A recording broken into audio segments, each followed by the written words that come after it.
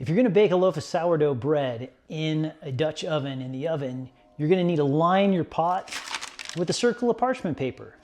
But how do we get a circle out of a square?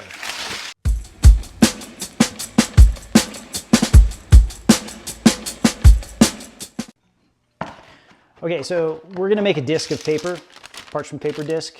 Somebody asked me if you use butcher paper. You cannot use butcher paper. Butcher paper and parchment paper, they're not the same.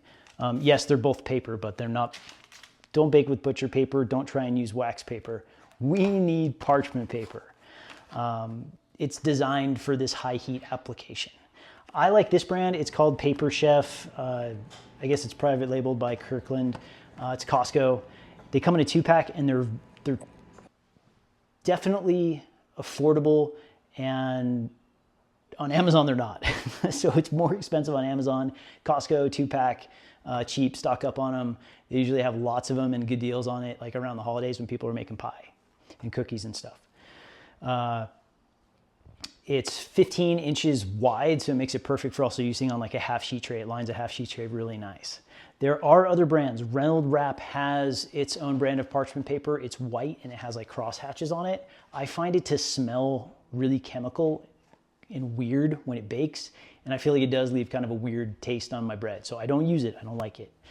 There are the all-natural brown colored parchment paper, unbleached, organic, whatever. I find across all the different brands that I've tried that it's a really inconsistent product, and it tends to stick to the dough. And I've had it stick to dough to the point where my finished bread is one with the paper, and you got to cut the crust off with the paper. So I don't recommend any of those brown, all natural, organic, unbleached, whatever. I like Paper Chef. It reminds me of what we use in the restaurant. It always works. Good product. Now, how do we get a circle out of a square? Somebody asked me, so we're doing it. I'm just gonna tear off enough to have like a squarish shape. And if you do this while your pot is cold, you can kind of measure off of its diameter. I love this Lodge pot. It's the 5.5 quart combo cooker, and I use the skillet portion to load my dough into, and then boom, the deep side goes over the shallow side for my lid. Makes it really easy to load your dough in versus like trying to drop a batch of dough into the deep side. So great product, I recommend it. You go there. All right, so we have a square that we want to be a circle.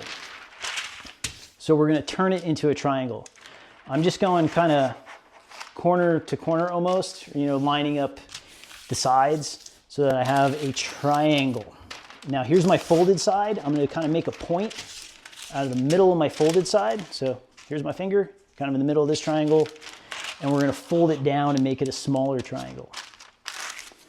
Keep the point, and we're gonna make an even smaller triangle. It's like making a snowflake in elementary school, right? And my triangle will be made smaller and smaller until I've got like this really skinny little guy. And if you want to be real specific, you could wing it too if you want to. You can kind of measure off the diameter of the pot.